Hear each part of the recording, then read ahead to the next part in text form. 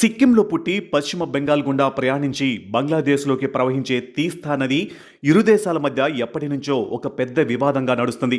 ముఖ్యంగా ఎండాకాలంలో బంగ్లాదేశ్ ఉత్తర జిల్లాల్లో తీవ్రమైన నీటి కొరత ఏర్పడి అక్కడి వ్యవసాయం, జీవనోపాధి పూర్తిగా దెబ్బతింటున్నాయి.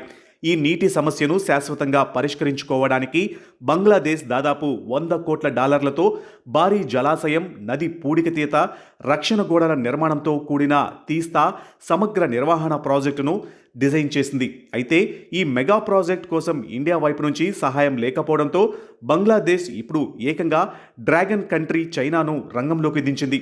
వాస్తవానికి తీస్తా నది నీటి పంపకాలపై భారత్, బంగ్లాదేశ్ల మధ్య దశాబ్దాలుగా చర్చలు జరుగుతూనే ఉన్నాయి.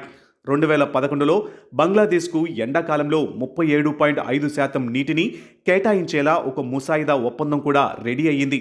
కానీ పశ్చిమ బెంగాల్ ముఖ్యమంత్రి మమతా బెనర్జీ స్థానిక రైతుల ప్రయోజనాలను అడ్డుపెడుతూ తీవ్ర అభ్యంతరం వ్యక్తం చేయడంతో ఆ ఒప్పందం కాస్త అప్పట్లో అటకెక్కేసింది. ఆ తరువాత కూడా ఇండియా తన సొంత అవసరాల కోసం ఎగువన ప్రాజెక్టులు నిర్మించుకుంటూ వచ్చినప్పటికీ బంగ్లాదేశ్తో కలిసి పనిచేయడానికి సిద్ధంగా ఉన్నామని ఢిల్లీ పదే పదే చెబుతూ వచ్చింది. కానీ బంగ్లాదేశ్లో 2024 నాటి రాజకీయ మార్పుల తర్వాత ప్రస్తుతం అధికారంలోకి వచ్చిన ప్రధాని తారిక్ రెహమాన్ ప్రభుత్వం మాత్రం పక్కనే ఉన్న ఇండియాతో కాకుండా చైనా వైపు మొగ్గు చూపింది. బంగ్లాదేశ్ ప్రధాని తారిక్ రెహమాన్ చైనాలో పర్యటించి అక్కడి అధ్యక్షుడు షీ జిన్పింగ్, ఇతర ఉన్నతాధికారులతో జరిపిన హై లెవెల్ టాక్స్ ఈ ప్రాజెక్టును మరింత స్పీడప్ చేశాయి. చైనాకు చెందిన ప్రభుత్వ సంస్థ పవర్ చైనాతో కలిసి ఫీజిబిలిటీ స్టడీస్ను వేగవంతం చేస్తూ బంగ్లాదేశ్ నిర్ణయం తీసుకుంది. ఇండియా ఇస్తానన్న ఫండింగ్ ప్యాకేజీలను, సాంకేతిక సహకారాన్ని పక్కనబెట్టి పశ్చిమ బెంగాల్తో ఉన్న ఫెడరల్ ఇష్యూస్ వల్ల ఆలస్యం అవుతుందనే నెపంతో బంగ్లాదేశ్ ఇలా చైనాతో డీల్ కుదుర్చుకోవడం అంతర్జాతీయంగా హాట్ టాపిక్గా మారింది. అయితే బంగ్లాదేశ్ చూపిస్తున్న ఈ తొందరపాటు భవిష్యత్తులో ఆ దేశానికి పెద్ద ముప్పుగా మారే ప్రమాదం ఉంది. ఈ తీస్తా ప్రాజెక్ట్ డీల్ వెనుక చైనాకు చాలా పెద్ద స్ట్రాటజిక్ ఇంట్రెస్ట్ దాగి ఉందన్నది ఓపెన్ సీక్రెట్. ఈ ప్రాజెక్ట్ నెపంతో చైనా ప్రభుత్వ సంస్థలు భారత్కు అత్యంత కీలకమైన, సున్నితమైన సిలిగురి కారిడార్కు అతి సమీపంలోకి వచ్చేస్తాయి. ఈ సిలిగురి కారిడార్నే మనవాళ్ళు చికెన్స్ నెక్ అని పిలుస్తారు. ఎందుకంటే ఈ ఇరుకైన భూభాగమే భారతదేశ ప్రధాన భూభాగాన్ని ఈశాన్య రాష్ట్రాలతో కలుపుతుంది. కేవలం ఇన్ఫ్రాస్ట్రక్చర్ పేరుతో ఇక్కడికి వచ్చే చైనా పరోక్షంగా భారత్ను చుట్టుముట్టే వ్యూహంలో భాగమేనని రక్షణ నిపుణులు గట్టిగా హెచ్చరిస్తున్నారు. నేపాల్, మయన్మార్, శ్రీలంకలలో పోర్టులు, ప్రాజెక్టులు కట్టి ఎలాగైతే తన కంట్రోల్లోకి తెచ్చుకుందో ఇప్పుడు బంగ్లాదేశ్లో కూడా చైనా అదే బెల్ట్ అండ్ రోడ్ ఇన్ఫ్రాస్ట్రక్చర్ పేరుతో అడుగుపడుతుంది.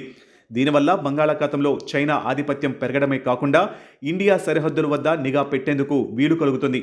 పైకి తాము ఏ దేశానికి వ్యతిరేకంగా ఈ ప్రాజెక్టు చేయడం లేదని చైనా చెబుతున్నా ఇదంతా ఇండియాను ఇరుకున పెట్టడానికేనని స్పష్టంగా అర్థమవుతుంది.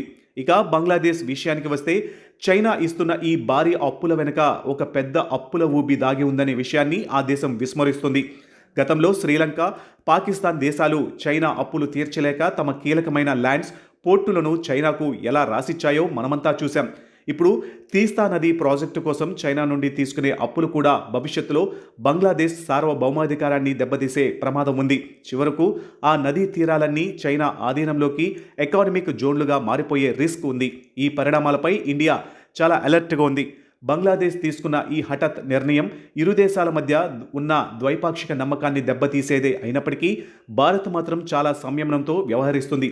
చైనా సరిహద్దుల వద్దకు వస్తున్న నేపథ్యంలో ఈశాన్య రాష్ట్రాలలో ఇండియా తన ఇన్ఫ్రాస్ట్రక్చర్ను మరింత పటిష్టం చేసుకుంటుంది. బంగ్లాదేశ్ తన స్వల్పకాలిక ప్రయోజనాల కోసం చైనా లాంటి శక్తులను నమ్ముకుంటే లాంగ్ రన్లో నష్టపోయేది బంగ్లాదేశే తప్ప ఇండియా కాదని గ్లోబల్ అఫైర్స్ ఎక్స్పర్ట్స్ తేల్చి చెప్తున్నారు.